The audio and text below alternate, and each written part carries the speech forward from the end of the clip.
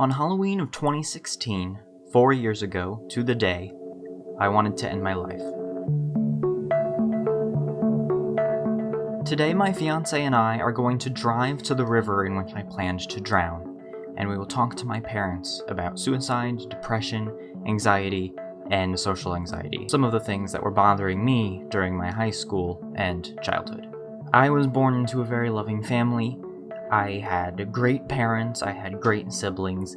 There was nothing wrong with me growing up. However, somewhere around 3rd or 4th grade, things started to change for me. I can't exactly tell you what it was, but something started to feel different. It felt like it was harder for me to make friends than it was for other people, and it felt like they were much more comfortable socially than I was.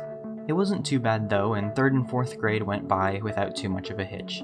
However, as school continued to go on, the feeling got worse and worse, and I found it harder and harder to stay involved socially and continue making friends. By the time 8th grade rolled around, I was losing friends really fast.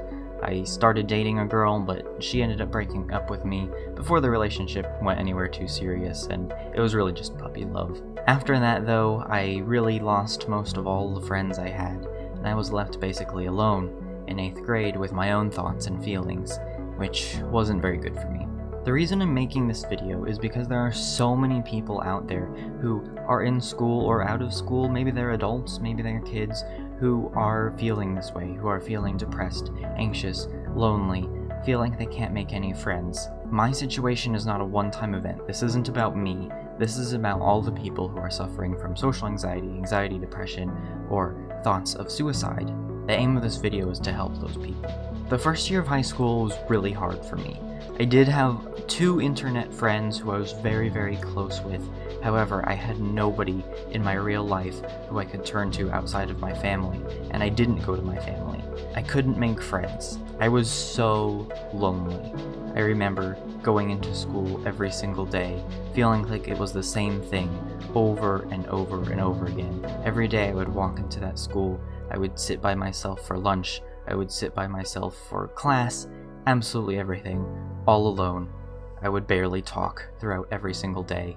I'd go back, complete my homework, and then I was just alone again, left to repeat the lonely, depressing cycle. If it weren't for my internet friends, I think I probably would have had suicidal thoughts a lot earlier than I did. But those didn't come until my 2nd year of high school. I had already gone a full year without having any friends in real life who I could talk to. I was always alone, I was always by myself with my own thoughts, and I was absolutely miserable. One of the internet friends that I talked about, I was actually dating. During my 2nd year of high school, she ended up ending our relationship. Now, this wasn't what drove me to have suicidal thoughts. This was simply the straw that broke the camel's back. This was the last in a many-year-long chain of events that had resulted in depression and anxiety, and finally, suicidal thoughts. I don't remember exactly how long it was after she broke up with me that I started feeling like life wasn't worth living anymore. Maybe I had felt that way for a while, but hadn't really thought about it too much, but now it became serious. I couldn't really talk to my online friends much anymore, and I didn't have anybody in real life, so I was completely alone and I saw no hope in my future. It's not even that I wanted to die. I just wanted the suffering to go away. I didn't want to be alone at school every single day. I didn't want homework and classes alone to be my entire life. I couldn't stand it anymore. So I wrote my family and friends online a couple notes saying I was sorry and that I hope they didn't hurt too badly after I was gone, and I made a plan to drown myself in the river outside of my school.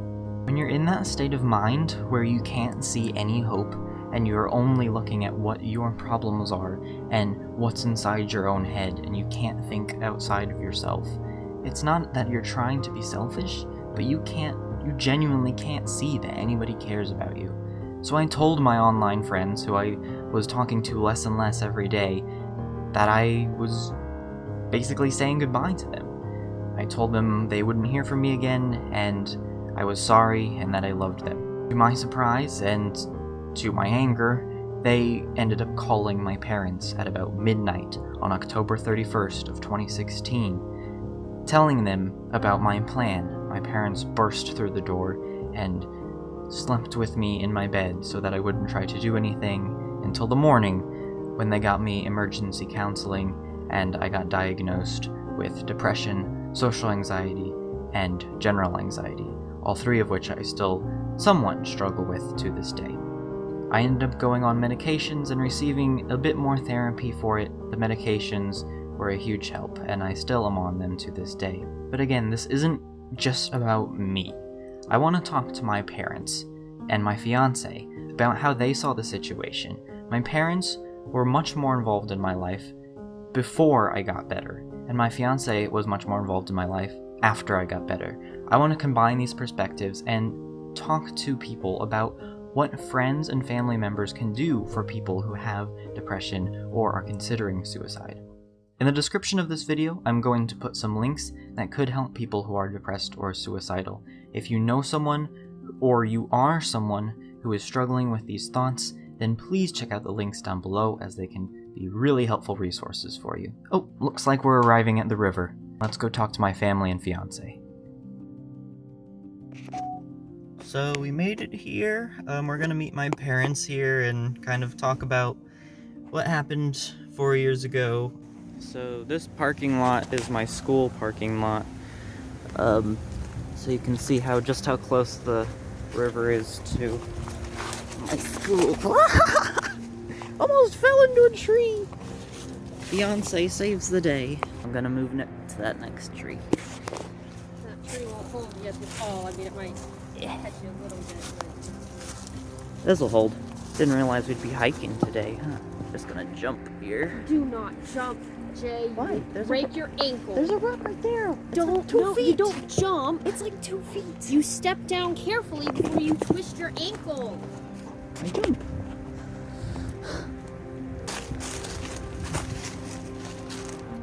Here we are. It's shallow right now. It's very low. So 4 years ago, this was the place where I planned on ending it. So what was I, what was I like? How did I act? That's different from now. That was unhealthy. What did you notice in my life? I think in general, you weren't social at all. There were no friends through high school. There were no dances through high school. None of the normal kid things that would happen. No football games. No things that normally kids your age would be doing. I think if you were ever diagnosed or whatever, or tested for something, we have a feeling that he would come back as with some issues of social anxiety for sure. Yeah. And we knew you had lost a lot of your smile, because things like when we would be at people's houses where from a long time ago you would be happy and playing and comfortable, it had been a really long time and getting slowly more difficult. Like you'd want to be right next to us, not because you seemed afraid or anything, but just that you were just trying to get through that time and you wanted to leave and you wanted to just be home. Yeah. I remember 8th grade graduation, going to a friend's house and yes, you just wanting to get out of there. Not comfortable at all around people that you'd been to school with for years and years and years and should be comfortable around. Yeah, I just remember videos of myself when I was a kid or whatever, and I was so, energetic and, making all these jokes and smiling so much all the time. You're so photogenic. And it's just, I remember Mom, you saying, people would watch those videos and be like, that can't be Jeffrey. Same person. Because I was so different. When you started to get healthy then, when you're starting to do some of your videos and I'd show people at work or church or, places where people have known you for a while and show them that, because that was more of you, healthy you, but it came out in videos before it came out in regular life stuff. I loved watching their expressions because they were just that cannot be. Can't be the same boy. It can't be the same boy. I've got a picture, digital picture frame on my office desk, and it was loaded up years and years ago. So it's all the pictures of you guys when we were really young. And looking back, there's a photo on there. You were on a soccer team, And there's pictures early in the soccer game, and you're smiling and you're running around, you're having fun, and then you guys lost. We have pictures afterwards where you're crying in the pictures, and it's that picture. It was never the same after that. I don't think it was the soccer game. No, it wasn't the soccer game, but it's as I look at pictures after that, there was never a picture again of you in that childhood smile. Real everything smile. leading up to that. Yeah. And then that picture of you crying was like the changing point, where after that there was another photo of you like that again, and that photo plays every day on my desk, and it hits me every single day. It was definitely noticeable from about third grade or whatever. Got gradually worse, but by the time I met Haley, I was fairly healthy, sort of. So Haley, what have you noticed from that time? Like, what did I used to do then that I didn't now, or what's different? Well, I mean, I remember when I first met you, we shared a class together and we had that trivia night, and you were sitting in our group, and I could just tell, you mostly just kind of kept to yourself, and it wasn't that you seemed like one of those kids that didn't care. I could just tell that you were kind of nervous. You were willing to try to try new things and meet new people, but it was very hard, and it was very exhausting. It wasn't long before you needed to step out. You just get overwhelmed, and you would get nights where you would get super depressed or super anxious. Being able to stay with you through that, and For no reason a lot of times. No, most of the time it wasn't. It would just kind of hit out of nowhere, and it just kind of led to a self-spiral. It wasn't caused by anything.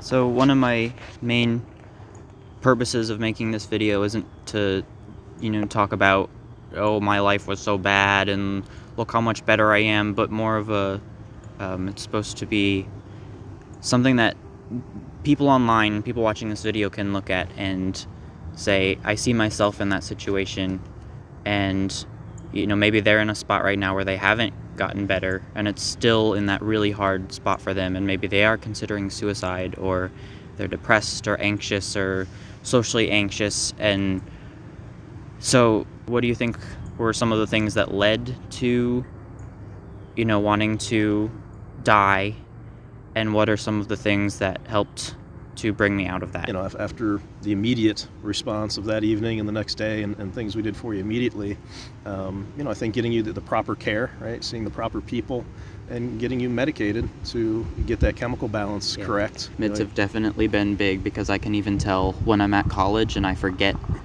that one nightly med sometimes.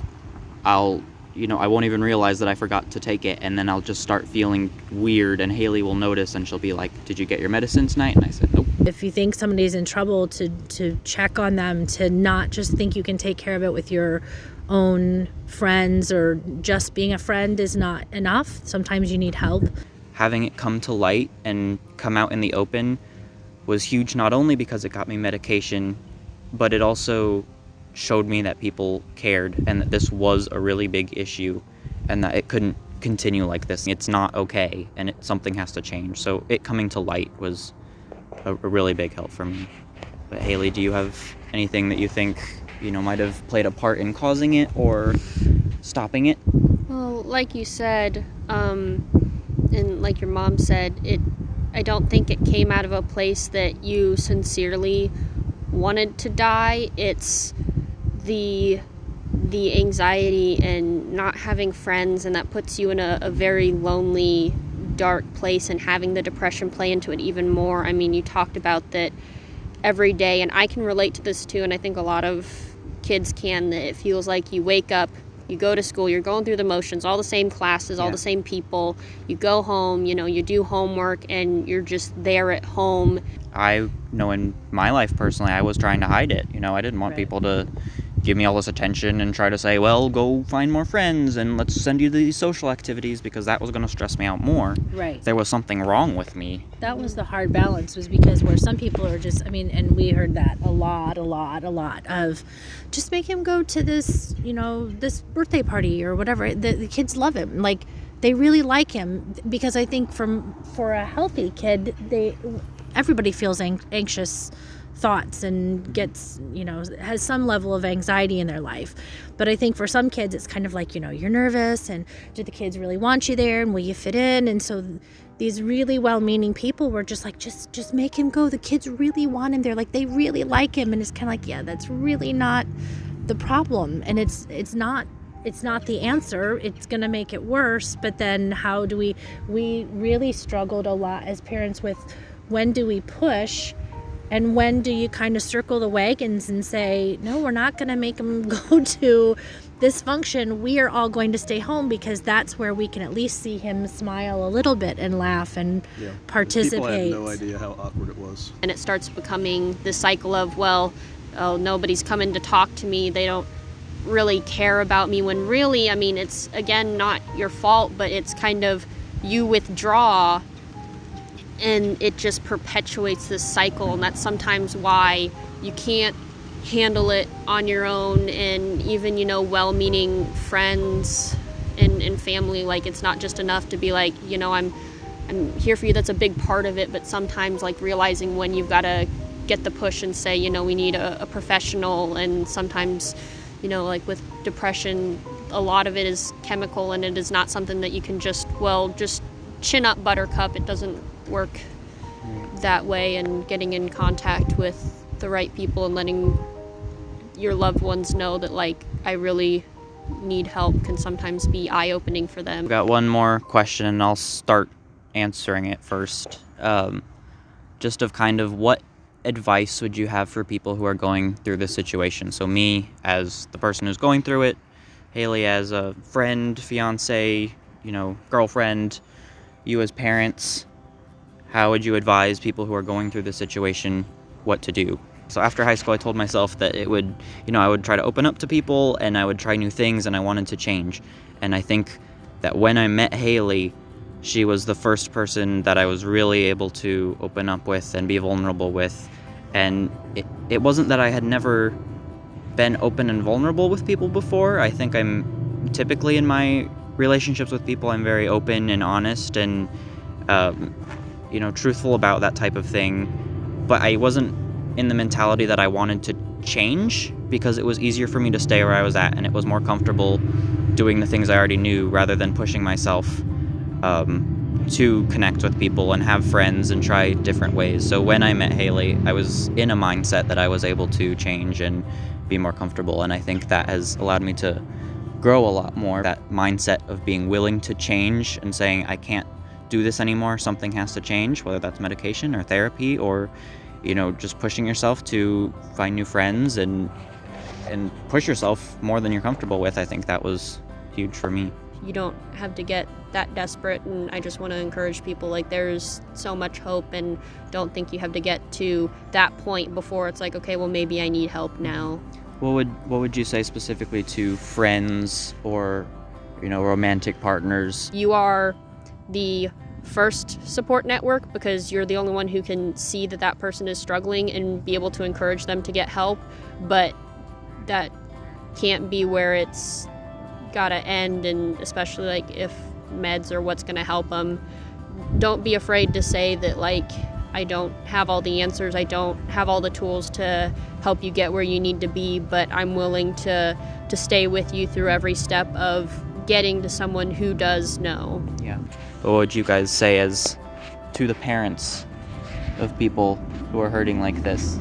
Don't be afraid to keep asking questions, to be an advocate for your child, because it is hard. There aren't a lot of psychiatrists that take under 18 right now. You can't just try to be their friend, and like you guys kind of had said too, of thinking you can just love them through it or protect them through it, and you can't. So don't be afraid to advocate and reach out and tick that kid off if you have to, but force the issue so that you don't lose them. Look out for those changes in your child, right? We didn't recognize it. We knew that something wasn't quite right with Jeffrey.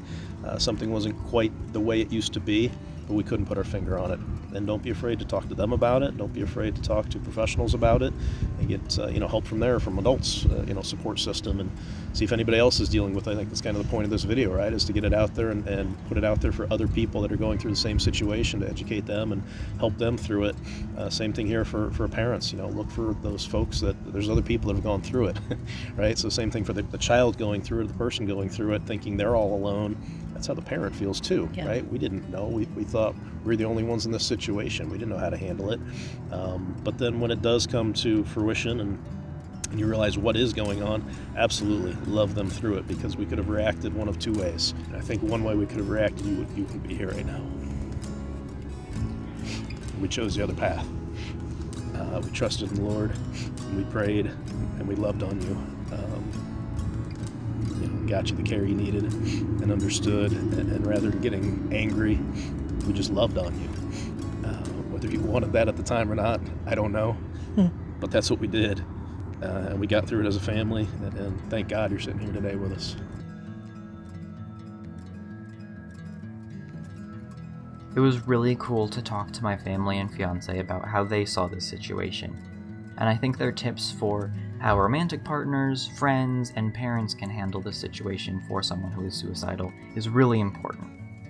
Next, let's talk to my best friend, Mood Midnight, and see what she has to say about how online friends and friends in general can help people who are suicidal. So this is my friend Moon here. You might know her from a couple different videos I've done on my channel. I wanted to ask Moon a few questions because she has known me throughout this whole situation. While my parents knew me, were around me most of the time while I was unhealthy, and Haley was around me most of the time while I was healthy, Moon has kind of seen both of those, so I thought she would be good to talk to about it and get her opinion on some things. I remember a lot of times it was usually late at night, at I want to say 11 or 12 o'clock, that you would message me over Discord and be like, hey, I'm really not doing okay. And you would just be kind of in one of those kind of sad moods. And I think we would talk for I want to guess 2 or 3 hours until 2 o'clock in the morning. Especially on a school night, because you always did that on a school night. Those late night conversations have actually really stopped. You're more energetic, you're more happy, you're always sending 3 exclamation points at the end of your hello to me.